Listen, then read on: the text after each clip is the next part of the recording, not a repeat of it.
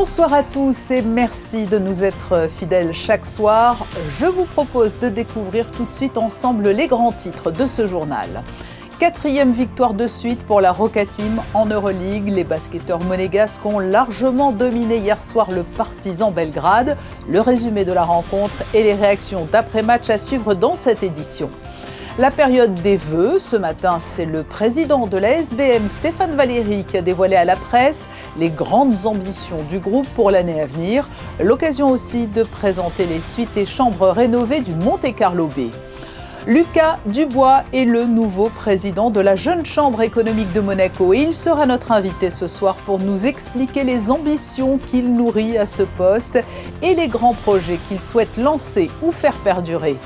Et puis nous découvrirons également les photos qui ont été retenues pour la nouvelle exposition à la Galerie des Pêcheurs, des clichés des photographes de la direction de la communication du gouvernement princier et qui reviennent sur les temps forts de 2025.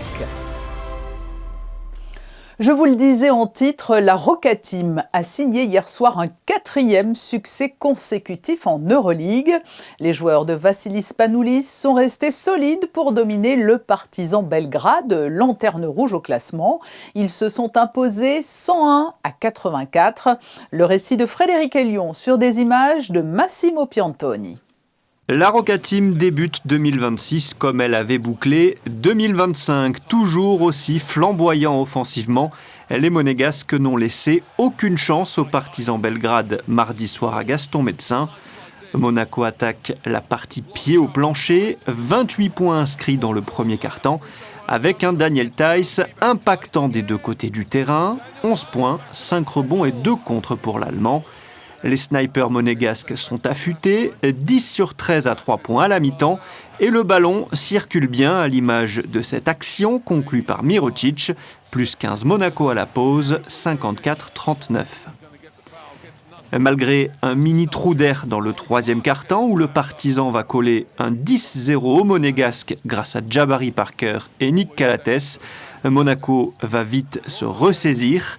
James régale Gaston Médecin avec cette passe pour Diallo, 101-84, 4e victoire consécutive pour Monaco qui s'accroche au top 4. On a fait le focus sur le mouvement de ballon. On a pas mal shooté tir à 3 points ce soir et c'est juste parce qu'on a pris de bons tirs. Chaque tir sentait bon, donc c'est la défense, le jeu de transi ce soir. C'était solide encore, mais on a vraiment bien exécuté notre plan offensif. Prochain match pour la Roca Team, un choc sur le parquet de Valence, co-leader d'Euroleague qui a gagné 9 de ses 10 rencontres à domicile.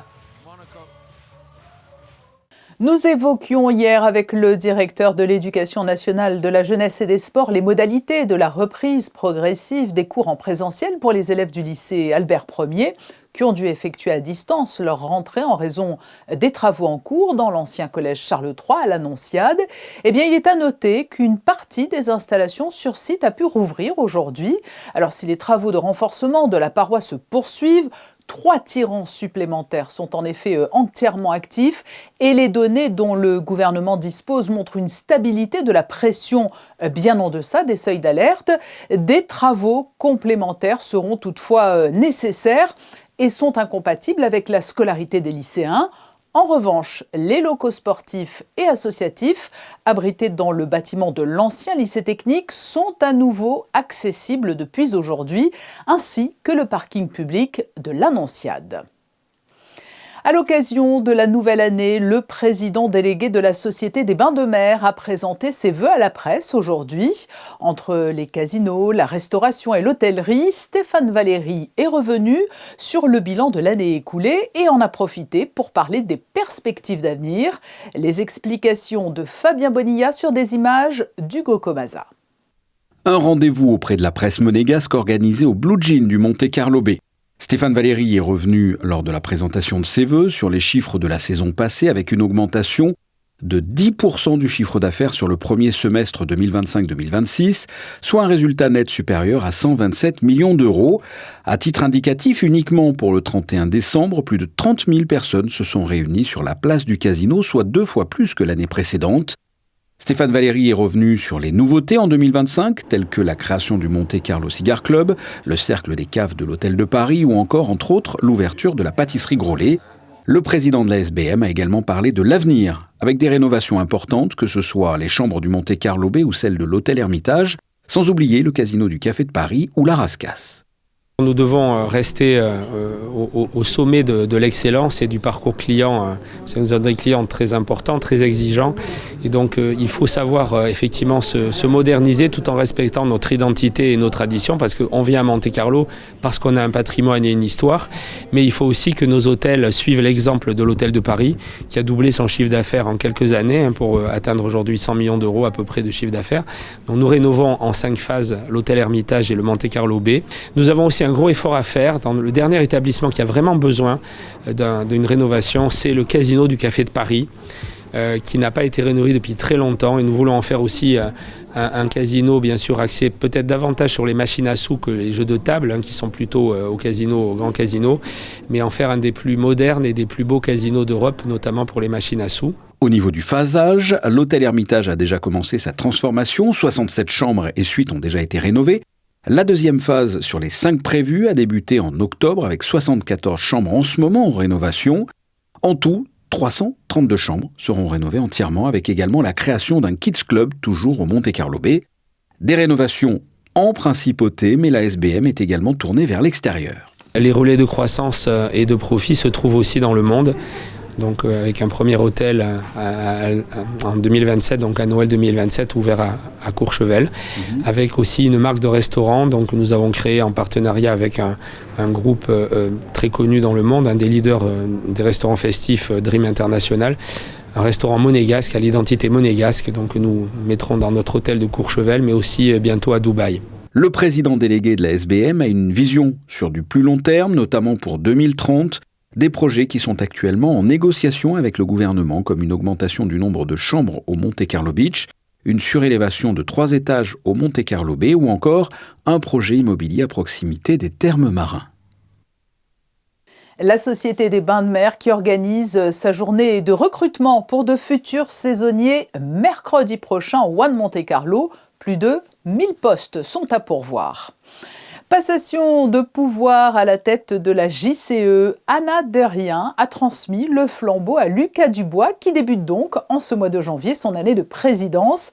Et il est avec nous ce soir. Lucas Dubois, bonsoir. Bonsoir. Qu'est-ce qui vous a motivé à prendre la présidence de la Jeune Chambre économique de Monaco ? Tout d'abord, je dirais que lorsque j'ai intégré la Jeune Chambre en 2022, j'ai tout de suite été convaincu par toutes les actions réalisées par cette association. Et dès le début, j'ai eu envie d'y contribuer au maximum, de contribuer à l'attractivité, à la promotion de l'entrepreneuriat à Monaco. Et donc, assez naturellement, la route a fait que je suis arrivé jusqu'à la présidence pour essayer d'apporter un maximum à ce beau mouvement et de contribuer à l'attractivité économique de la principauté. Eh bien justement, quelles seront vos priorités principales pour l'année à venir ? Alors l'année 2026 s'inscrit en dernière année d'un plan triennal mis en place donc il y a 2 ans maintenant, on entame la 3e année, qui était basé sur l'entrepreneuriat. Donc ce sera encore cette année le focus principal. Et on a un petit peu retravaillé les pôles pour avoir trois grandes actions principales qui seront l'innovation, l'entrepreneuriat et l'attractivité du territoire. Et comment souhaitez-vous renforcer l'impact de la JCE, alors que ce soit auprès de jeunes actifs ou des acteurs de l'économie monégasque ? Alors cette année, j'aimerais que les membres de la Jeune Chambre, donc qui représentent les 18-40 ans dans le tissu économique monégasque, puissent avoir un impact encore un peu plus important et que la Jeune Chambre soit considérée comme un vrai vecteur d'idées pour la principauté, représentée justement par les 18-40 ans, pour contribuer un maximum au développement économique, à l'attractivité, à l'entrepreneuriat monégasque et essayer de véhiculer toutes les idées possibles que les membres de la Jeune Chambre peuvent avoir pour contribuer un maximum à Monaco. Donc l'idée, c'est d'être un moteur, un élément fédérateur, un acteur partie prenante pour jouer un rôle clé dans l'innovation et le développement économique. Par quels moyens, par exemple ? Je dirais tout d'abord en laissant la parole aux membres, en laissant la capacité à chacun de s'exprimer, de donner ses idées pour aller sur des sujets qui sont vraiment d'actualité, qui intéressent tout le monde, qui concernent les 18-40 ans de la Jeune Chambre économique, pour voilà, véhiculer un maximum d'idées représentées par le plus grand nombre de la Jeune Chambre économique. Alors il y a des formules qui fonctionnent très bien, qui sont pérennes, je pense au concours de création d'entreprise ou plus récemment l'événement Inspire, mais est-ce qu'il y a des projets que vous envisagez de lancer ou développer sous votre présidence ? Alors oui, il y a un nouveau projet qui naîtra en 2026, parce que Graines Entrepreneurs, qui était une de nos actions historiques, qui fêtait ses 10 ans en 2025, sort de la Jeune Chambre économique et une nouvelle association est créée, donc c'est quelque chose de très positif. C'est loin d'être négatif, c'est parce qu'il faut que ça continue à se développer et que en tant qu'association indépendante, ça lui permettait d'aller encore un petit peu plus loin et de continuer à faire entreprendre les élèves de la principauté. Mais je voulais absolument garder ce lien avec l'éducation et la jeunesse. C'est quelque chose qui m'importe beaucoup et que je veux contribuer aussi à tout ça. Donc on crée un nouvel événement qui s'appellera le Monaco Junior Impact, qui aura lieu toute l'année et qui aura pour but de travailler avec des groupes d'élèves sur un événement à but social, caritatif, environnemental. Donc ce sera un travail sur une année complète, donc de janvier à mai pour la réflexion. Et ensuite, on aura une session de jury, un peu sous le format qu'on a au concours de création d'entreprise. Et le gagnant verra son événement qui aura été pensé toute l'année, réalisé et financé par la Jeune Chambre économique avec un budget donné dès le début d'année. Donc c'est pour aller encore un peu plus loin et rentrer vraiment dans le concret. Eh bien, nous suivrons cela de près. Avant de refermer cet entretien, peut-être, Lucas Dubois, quel message souhaitez-vous adresser aux jeunes actifs qui hésitent peut-être encore à rejoindre la JCE ? Je dirais que moi, je les rejoins principalement lorsque j'ai créé ma première entreprise, parce que quand on rentre dans la vie active, des fois c'est un petit peu flou, que ce soit en tant qu'entrepreneur ou en tant que salarié, et on a besoin aussi de se rattacher et de s'entourer de personnes qui sont motivées, qui ont envie de faire bouger les choses et qui ont envie d'avancer dans un groupe commun. Donc moi, c'était ma première raison de pourquoi j'ai rejoint la Jeune Chambre et j'en ai grandement bénéficié. Ça m'a ouvert pas mal de portes, ça m'a fait rencontrer des personnes absolument incroyables et ça me remplit aussi la mission que je m'étais donnée de contribuer à mon échelle comme je le pouvais à la principauté de Monaco en étant encore jeune aujourd'hui. Donc voilà, je pense que ce seraient les premières raisons de rejoindre la Jeune Chambre économique aujourd'hui. Voilà, donc vous invitez le plus grand nombre, sous réserve effectivement de la limite d'âge, à vous rejoindre.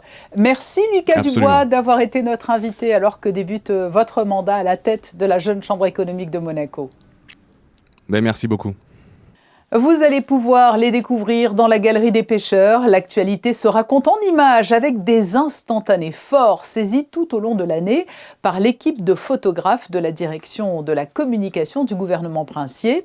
Voici un avant-goût de cette exposition avec ce reportage de Christine Datomel et Lionel Bernardi. Des regards, des émotions, des instants suspendus à la Galerie des Pêcheurs. 24 photographies racontent Monaco au fil de l'année. Des clichés pris sur le vif, plein de sensibilité qui capturent l'actualité monégasque dans toute sa diversité. Nous, à la direction de la communication, l'idée à chaque fois, c'est de raconter une histoire. De ce qu'on voit, de ce qui se passe et de le raconter d'une manière, on va dire, factuelle et quand on a l'occasion de mettre un peu d'émotion dans l'image, c'est ce qu'on essaye de faire. Après, c'est vrai que Monaco et les événements qui se passent avec des délégations monégasques dans le monde entier, c'est un terrain de jeu incroyable pour des photographes. Comme on le dit souvent, on a le monde entier qui vient à Monaco et c'est absolument génial de travailler sur ces événements. Des photographies réalisées tout au long de l'année par Manuel Vitali et Stéphane Dana, les deux photographes de la direction de la communication, véritables témoins du quotidien monégasque. Chaque image fige un moment, une atmosphère, un détail parfois invisible à l'œil nu. Alors il y en a deux. La première, c'est une de Stéphane Dana qui s'est passée pendant la cérémonie d'ouverture du festival télé. Et en fait, c'est un portrait du souverain. Ce qui est marquant, je trouve, sur cette photo, c'est que c'est un moment où en fait l'action se passe ailleurs et on voit le souverain qui applaudit, qui a un sourire, mais en fait il y a une vraie émotion, je trouve, dans le regard. Et la deuxième photo, c'est une photo que j'ai prise, mais je suis assez content de la photo parce qu'en fait c'est au Jeu des petits États d'Europe en Andorre. Et en fait, c'est la nageuse Lisa Pou, elle fait plusieurs compétitions de natation. Je m'aperçois qu'il y a un rayon de soleil qui passe à un moment de la journée qui en fait coupe la piscine en deux, mais même pas en deux, parce qu'en fait c'est vraiment un petit coin, un petit rayon de soleil qui passe. Et je sais qu'à un moment, si j'arrive à mettre un nageur dans ce petit coin de la piscine. Je sais que ça peut faire une belle photo et fatalité, c'est Lisa Pou, elle bat des records et donc il y a tout qui va, quoi. Il y a on va dire la composition de la photo, mais aussi l'événement qui est assez marquant, assez fort, et la performance qui est bonne. Donc voilà, j'étais très content de la faire, cette photo. Les 20 ans de règne, l'intensité du Ypres, la tension des obsèques de Didier Guillaume, mais aussi la vie institutionnelle et politique de la principauté. Une exposition comme une mémoire visuelle qui invite le public à redécouvrir Monaco à travers l'instant et l'émotion. Coup de projecteur à présent sur cet événement organisé par l'ACLI Monaco, l'association chrétienne des travailleurs italiens en principauté, proposait lundi soir à l'Agora une soirée autour du thème de la cuisine italienne qui vient d'être reconnue au patrimoine immatériel de l'UNESCO. Le reportage de Frédéric Elion sur des images de Jean-Alexandre Dordet. L'antenne monégasque de l'ACLI, l'association chrétienne des travailleurs italiens, a été lancée officiellement le 1er juillet en principauté. Après avoir bouclé 2025 par un événement autour de la journée de la philosophie le 29 novembre dernier, l'ACLI Monaco proposait lundi soir à l'Agora, la maison diocésaine, une soirée autour de la cuisine italienne. On a bien commencé l'année avec cet événement qui est intitulé Mescolare con cura il gusto della vita, mélanger avec soin le goût de la vie, afin de célébrer la reconnaissance par l'UNESCO de la cuisine italienne comme patrimoine de l'humanité. Il y aura un talk show avec plusieurs personnalités, des journalistes, des acteurs, des actrices, des chefs. Il y aura des prestations de danse avec ma compagnie de spectacle. On a créé cet événement pour raconter l'histoire de la cuisine italienne, qu'elle est faite de goût, de tradition, de partage, de rencontres. Plusieurs invités se sont succédés au micro, notamment l'acteur romain Raffaele Brunelli et l'actrice Karine Proia, qui ont évoqué leur rapport avec la cuisine italienne, que ce soit au quotidien, à la maison ou dans leur métier. Au cœur des débats également l'importance de la transmission de ce savoir-faire, la véritable cuisine de grand-mère italienne. La soirée s'est terminée par une dégustation de vin italien. C'est une exposition hors les murs que propose le musée d'anthropologie préhistorique, ou plutôt une opération de communication à destination des voyageurs de la gare de Monaco. Un partenariat destiné à assurer la promotion de ce musée dynamique qui peut parfois manquer de visibilité. Le reportage d'Alexandra Pani et Camille Caloni. Son entrée, peut-être un peu trop discrète, cache pourtant un lieu bien dynamique. Les équipes du musée d'anthropologie préhistorique fourmillent d'idées et de projets. Recherches en cours, conférences, expositions, ateliers jeunesse, des activités pour toutes les tranches d'âge. Et c'est là tout l'intérêt de ce partenariat avec la gare de Monaco, mieux faire connaître ce musée centenaire. Et pour nous, c'était une invitation évidemment à être accessible à tous. C'est notre souhait, notre politique. Donc c'est évidemment avec grand plaisir qu'on a accepté et qu'on a souhaité présenter le musée, on va dire dans tous ses états, toutes ses volets, toutes ses missions. Donc vous allez pouvoir découvrir ses expositions temporaires, hors les murs parfois, ses recherches, les fouilles, les prospections que l'on fait à Monaco, mais aussi à l'étranger. Les éditions du musée, on fait énormément d'ouvrages. Et évidemment, tout ce qui est côté médiation, accueil, visite guidée, école et boutique. 3 panneaux pour conter l'histoire du musée et des objets qui l'abritent, situés au niveau de la sortie Sainte-Dévote. On essaye de s'implanter donc dans notre territoire, donc évidemment on crée des partenariats avec toutes les institutions monégasques. C'est une évidence du coup qu'on s'est associé avec ce musée et le but c'est de partager donc le musée hors les murs et que de mieux que la gare pour toucher au maximum les passagers et donc les touristes ainsi que les pendulaires qui viennent à Monaco.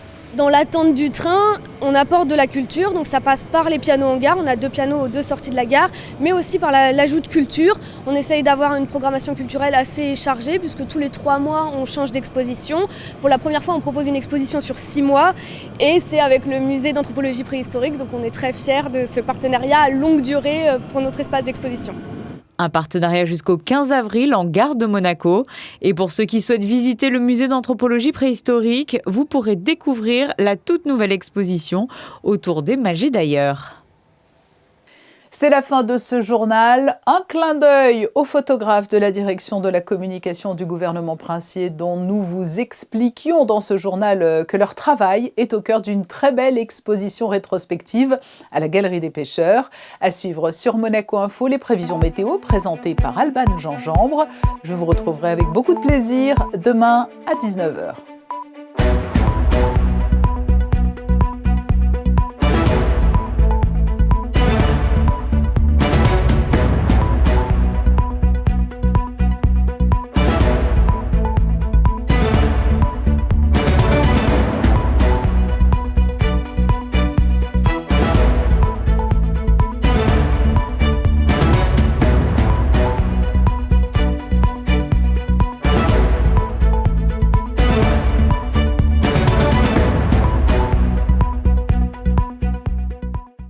Retrouvez la météo avec Suisse Courtage, le spécialiste de l'assurance à Monaco depuis plus de 35 ans. Notre expertise à votre service.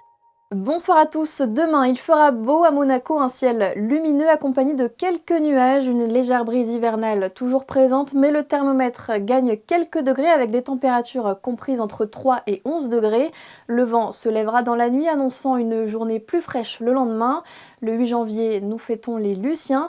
Et puis pour la petite anecdote, le 8 janvier 1297, c'est aussi la date du début de la dynastie Grimaldi, avec la prise de Monaco par François Grimaldi. C'était la météo avec Suisse Courtage, le spécialiste de l'assurance à Monaco depuis plus de 35 ans. Notre expertise à votre service.